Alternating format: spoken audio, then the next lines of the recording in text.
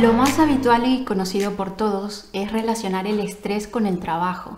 Es lo primero que pensamos al escuchar esta palabra. Los estudios así lo demuestran y es así como comenzó mi caso. Sin embargo, hago un paréntesis para puntualizar que el estrés puede producirse en momentos diversos y en ámbitos también diferentes. Puede ser en el ámbito familiar, con la pareja, una situación con alguna amistad, tal cual vimos en el capítulo anterior de las causas.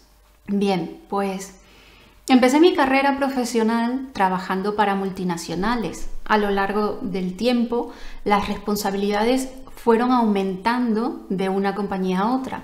Cuando yo comencé a prestar atención al estrés, palabra que hace 20 años me parecía lejana y ajena, me costaba creer que algo parecido a un fantasma pudiera ser el causante de mis malestares. Estamos hablando de hace 20 años. No es mucho, pero tampoco es poco. Me pasaba 2 semanas seguidas con dolor de cabeza, tal cual, seguidas. Un día tras otro me acostaba y me levantaba con el mismo dolor de cabeza. Era exasperante. A veces tenía también una sensación repentina de desvanecimiento, taquicardias y empecé a comer compulsivamente.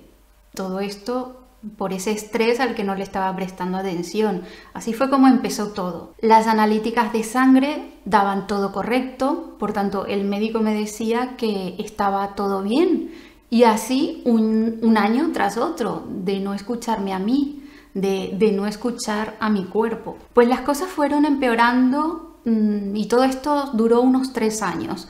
Pasé de esos primeros síntomas a padecer de hipertensión, de hipotiroidismo y de migrañas, cosa que antes no sufría y que de repente y sin causa demostrable aparente aparecieron y cada vez con más frecuencia. Eran más frecuentes las crisis de migrañas, también las crisis de hipertensión. Todo esto el médico lo atribuyó a un periodo de estrés laboral que estaba atravesando. No le di importancia.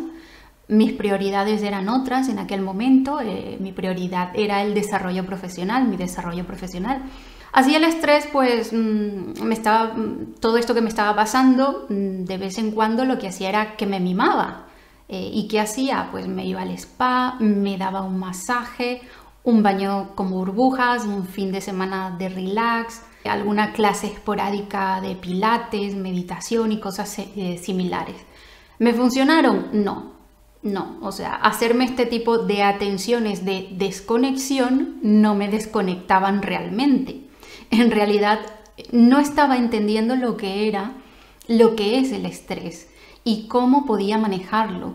No le estaba haciendo frente, estaba mirando hacia otro lado mientras me hacían un masaje. Una vez más, las cosas empeoraron con los años. Voy a tratar de resumir. Pasé por varias multinacionales donde aprendí muchísimo y de las que estoy muy agradecida. En la última empresa es donde más años estuve. Sin embargo, dejé el trabajo, entre otras cosas porque sentía que ya había tocado techo. No le encontraba el sentido a nada, ni a lo que estaba haciendo. Posible efecto colateral, ¿no?, de todo este estrés. Tiempo después emprendí con mi pareja un proyecto de chapas para mascota con códigos QR. Así que la gestión de incertidumbre se sumó como otros de los causantes del estrés que venía arrastrando y que seguía sin entender. Otra cosa que me trajo mucho a la reflexión por esta época y que ya te comenté en otro capítulo es que nuestras experiencias, el entorno cultural y la manera en que nos educan son también un factor importante para tener en cuenta en cómo entendemos el estrés y cómo lo vamos a manejar. Cada uno de nosotros lo debe adaptar a su ritmo, a sus necesidades y a sus capacidades. Traigo esto a acotación porque emprender en aquel entonces creía que emprender iba a ser un aire renovado para mi vida. Tenía que seguir haciendo cosas, creía que haría un borrón y cuenta nueva a mi estrés incluso. Una vez más, no fue así. Seguía sin entenderlo al estrés, sin escucharme. Con esto me refiero que si sentía estrés, un masaje. Más estrés, más masaje y unas vacaciones de relax. Pero como te dije, me equivoqué. No funciona así. Con el tiempo, ¿cómo reaccionó mi cuerpo? Pues las cosas empezaron a empeorar. Empecé a tener visión borrosa más frecuentemente y por periodos de tiempo más largos. Taquicardias acompañadas de sensación de ahogo, también las uñas se me volvieron quebradizas, pitidos y zumbidos en los oídos a un volumen considerable como para sentir molestia. No era algo alto, pero sentía molestia. Caída del cabello, no abundante, pero sí que noté que era más de lo habitual. También me engordé 15 kilos y bajé otros 7 por falta de apetito total. Tensión muscular en la parte de las lumbares, las cervicales. Había periodos de tiempo que me quedaba inmóvil. Insomnio, también lapsos de ausencia o quedarme en blanco. Cosa que empezó a empeorar mis relaciones sociales. También tenía algunas veces como una sensación de ganas repentinas de llorar sin saber por qué.